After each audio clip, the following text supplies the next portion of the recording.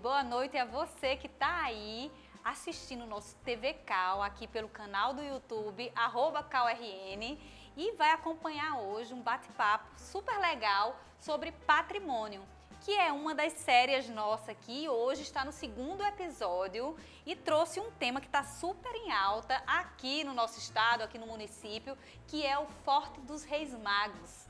O forte passou por um restauro, uma restauração da estrutura física, que estava bem precisado mesmo. E a gente trouxe hoje para conversar sobre isso, sobre o forte, sobre patrimônio histórico, a arquiteta Cíntia Camila. Cíntia, que é conselheira aqui do Conselho de Arquitetura e Urbanismo, já esteve aqui pela TV Cal algumas vezes falando sobre patrimônio e vai hoje conversar com a gente sobre esse processo de restauro, né, sobre alguns detalhes arquitetônicos, né, do Forte dos Reis Magos e também sobre a sua experiência com o patrimônio histórico. Boa noite, Cíntia. Boa noite, Lília. É um prazer ter você aqui conosco, mais uma vez aqui na TV Cal. E eu queria que você começasse falando aí realmente assim da sua experiência larga aí na área do patrimônio, né? E dessa sua proximidade, né? Como começou essa proximidade com o Forte dos Reis Magos? Tá certo. Bom, para mim vai ser sempre uma satisfação falar de patrimônio, né? Patrimônio na minha vida está presente desde quando eu era criança, mas falando um pouquinho, né, sobre minha experiência com o patrimônio e para depois explicar um pouquinho dessa minha experiência com o Forte dos Reis Magos, é importante falar que o patrimônio sempre me chamou a atenção. Desde criança eu tinha familiares que vinham visitar Natal e eu sempre fazia aquelas visitas ao Centro Histórico de Natal, ao Forte dos Reis Magos. Então daí já vem desse meu primeiro contato, né, com a fortificação, com o forte. E fiz pós-graduação, né? Depois da graduação em Arquitetura e Urbanismo, eu fiz uma pós-graduação nessa área de patrimônio arquitetônico, trabalhando com patrimônio cultural, né, de maneira geral, mas mais voltado para o patrimônio material, patrimônio arquitetônico, trabalhando em escalas arqueológicas, urbanísticas, arquitetônicas.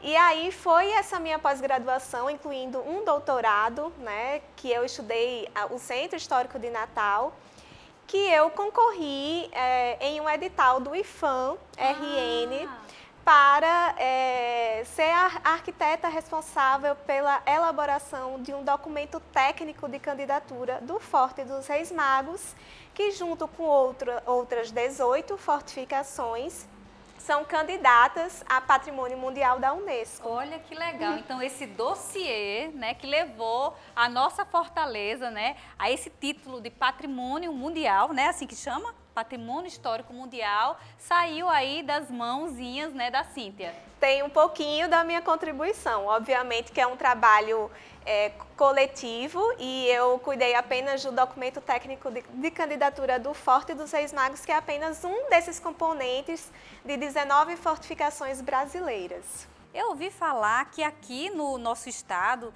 existem duas fortalezas, é isso? Existe o Forte dos Reis Magos e tem uma outra fortaleza?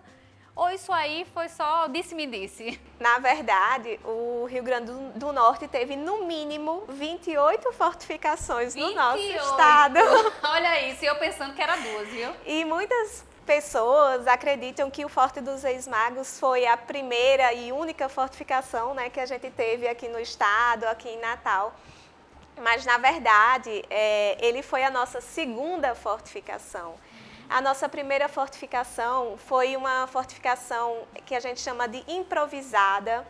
Ela estava localizada próxima ao ambiente de implantação do Forte dos Reis Magos, mas provavelmente mais perto da água potável do rio Potengi. E era uma fortificação mais provisória, feita de paus de mangue, à moda indígena, como se fala. Bem rudimentar, né? Então, funcionava como se fosse um canteiro de obras para Fortaleza, para uma fortificação mais sólida, né? mais imponente e mais segura, né? Porque era uma época que o Brasil estava sendo visitado pelos corsários, né? pelos holandeses, então era o momento, né, do Brasil defender o seu território, né? E essa defesa do território se fazia principalmente pela instalação das fortificações. Então, a primeira fortificação, ela funcionou meio como um canteiro de obras e também porque não existia nada aqui nesse território. E aí os militares precisavam de um lugar, apoio, de um apoio para poder dormir, né, para poder construir uma fortificação mais sólida, que no caso foi o Forte dos Reis Magos, projeto de Gaspar de Sampères. Mas que a construção só começou, na verdade, em 1598. Foi anterior à fundação de Natal, né? Porque Natal foi fundado em 1599. Do ano da inauguração do forte. Foi anterior, né? A construção do forte começou em 1598. E no dia 6 de janeiro, né? Que é por isso Exatamente. que a gente chama, que ele levou o nome de Forte dos Reis Magos, que é o dia dos Reis Magos, né? No calendário católico, né? Da Igreja Católica. E outra coisa que também que é interessante mencionar é que a primeira fortificação não dava certo ser no lugar do Forte dos Reis Magos, por causa do próprio ambiente de implantação, que eram as pedras, né, que enchem com as marés, né, com a maré alta. Então, precisava, na verdade, de uma engenharia, né, um pouco mais planejada, mais cuidadosa, para se erguer um forte, né, num local mais hostil, digamos assim. Se diz, né, eu já ouvi comentários falar de que o Forte dos Reis Magos era a primeira edificação construída aqui na nossa cidade. Então, não seria a primeira. Teria havido essa fortaleza anteriormente. Sim, existia acampamentos provisórios e essa fortificação... Que o que a gente chama hoje em dia de arquitetura efêmera. Exatamente, claro, né? Você imagine que as caravelas, né, que chegavam aqui, as pessoas precisavam de um ambiente para ficar, né? E não se construía nenhuma arquitetura do dia para a noite, a não ser as arquiteturas efêmeras, né?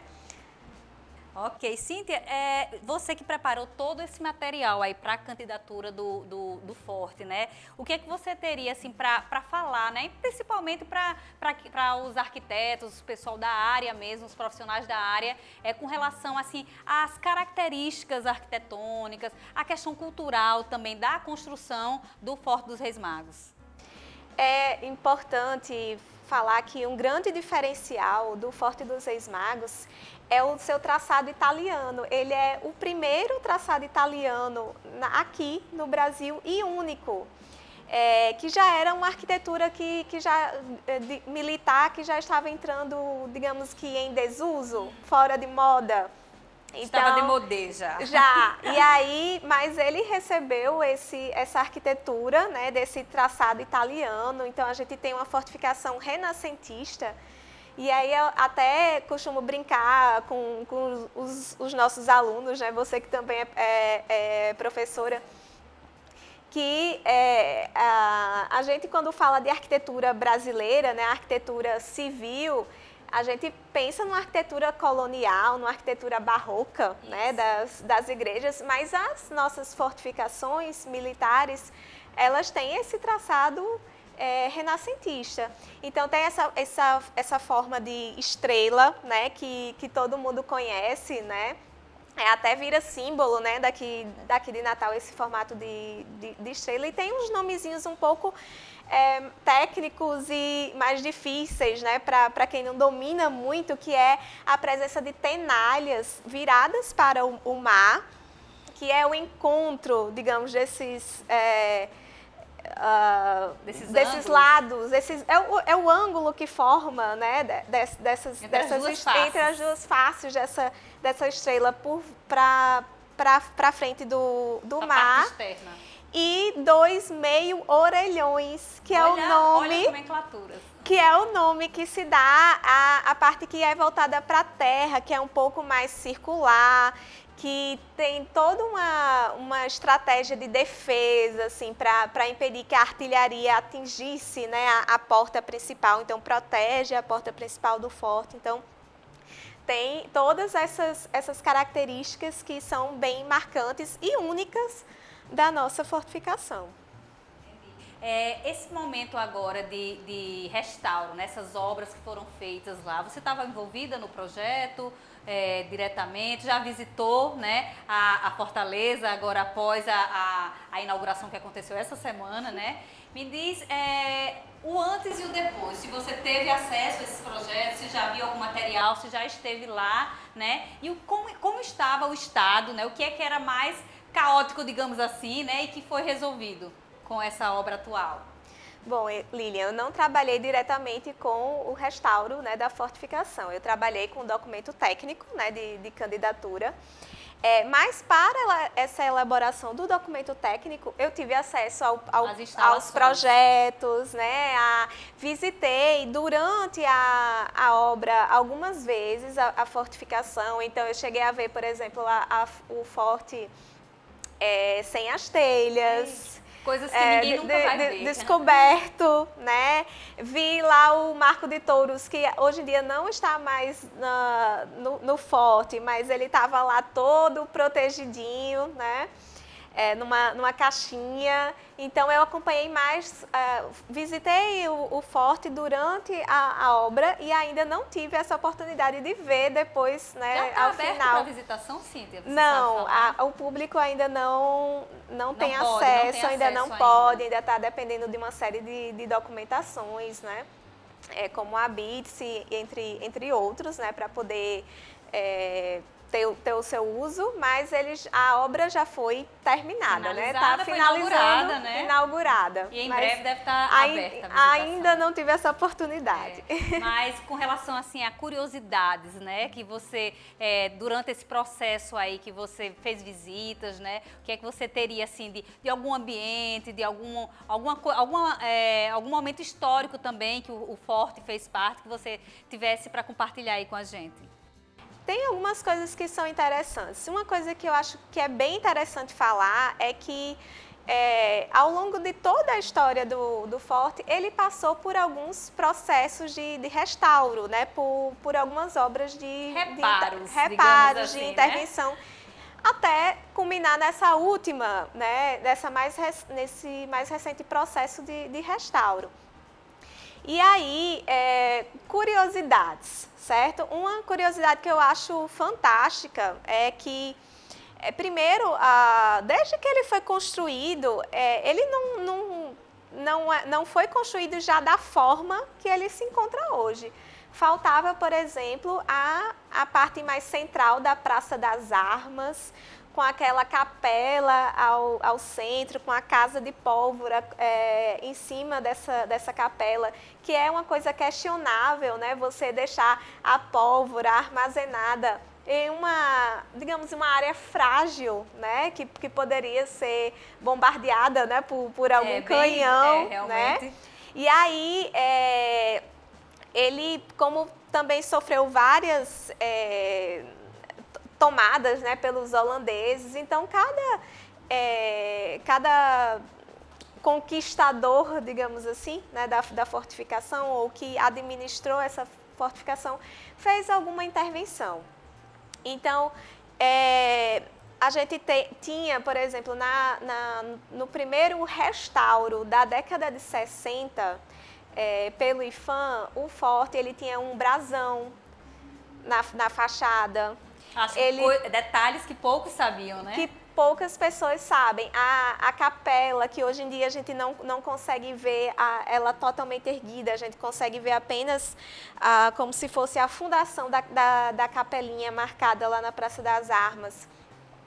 Ela existia, ela tinha uma platibanda também um pouco barroca, né? Então, são coisas que à medida que as intervenções aconteciam, né, perdiam certas características.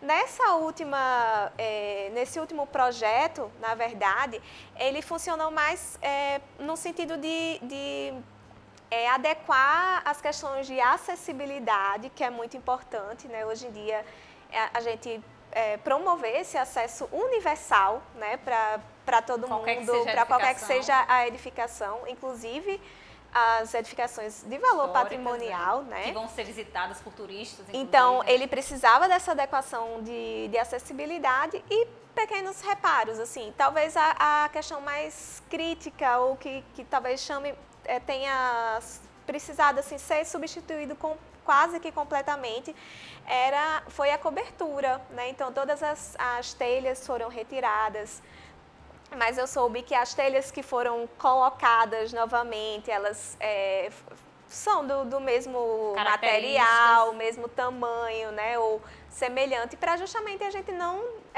perder essa leitura dessa fortificação, de como é que funcionava essa estrutura militar, né? Essa fortificação militar. Então, era mais assim, a questão de reparos em fissuras, sujidades, que acontece, né, em qualquer edificação. Todo mundo precisa, na casa da gente, precisa manter a sua casa, então foram coisas mais pontuais, né, e principalmente essa adequação de acessibilidade. Mas eu acredito que o projeto ele foi muito criterioso, né, ele foi também fiscalizado, né, pelo IPHAN. O IPHAN que é responsável por todo esse processo, né, de candidatura das fortificações brasileiras a patrimônio da humanidade. Então, sempre foi tudo muito criterioso. E por isso que talvez essa obra tenha demorado tanto, né? E que todo mundo sente falta, mas é necessário, né? A gente tem que intervir com cuidado e com segurança também, né? Eu queria, Cíntia, que você terminasse aqui o nosso bate-papo, né, com algumas considerações finais e falasse da importância realmente desse restauro, como você colocou no início aqui da nossa conversa. Eu achei muito bonito, né? Você lembra dos momentos, quando criança ainda que fazia essa visita, né? Então, o forte, tanto a Fortaleza dos Reis Magos quanto outros prédios também, ele tem esse valor, né? Dentro da vida, né? De todo mundo, da nossa vida que nascemos e crescemos aqui nessa cidade, dos visitantes, né? São pontos de referência realmente, né, para a história de um lugar. Então, a importância realmente de se cuidar, né, do patrimônio, né, e desse restauro, né, dessa obra do Forte dos Reis Magos para a nossa cidade. Com certeza, Lília. E eu ainda gostaria de ressaltar essa importância de por que o Forte dos Reis Magos está inserido nesse conjunto de fortificações brasileiras. Qual é o valor universal excepcional, é exatamente o parte do seu estudo que ele tem, né? Ou que estas fortificações têm? Que é justamente essa questão de você não ter no mundo um conjunto de fortificações semelhantes. Então, ser uma arquitetura desenvolvida, digamos, a uma moda brasileira, com uma mistura de culturas, né? Então, a gente tem a cultura indígena, os portugueses, os holandeses, os moradores, né, que viviam. Todo mundo faz parte dessa produção, dessas arquiteturas, dessas fortificações, né? E falta justamente essa arquitetura mais erudita, e é isso que os tornam tão singulares e tão merecedores, né, desse título, né, de patrimônio mundial. Estamos muito felizes, né, espero que em breve, né, todos possamos voltar a visitar a Fortaleza dos Reis Magos. E tem alguma consideração ainda, Cíntia? Pode agradecer Não, é só mesmo agradecer mais uma vez, né? Falar de patrimônio, para mim, nunca vai ser A gente percebe, demais. Né, como você flui. Falar de patrimônio é falar da sua vida mesmo, acadêmica, da sua vida profissional. E dizer que em breve estarei aqui de novo no Entre Linhas, conversando com outros arquitetos sobre outros temas dentro do patrimônio. Exatamente, estamos né, ainda na segunda edição, né? Em breve teremos mais uma edição falando sobre patrimônio com Cíntia aqui novamente. Obrigada a vocês que assistiram aqui essa noite o nosso Entre Linhas e até o próximo.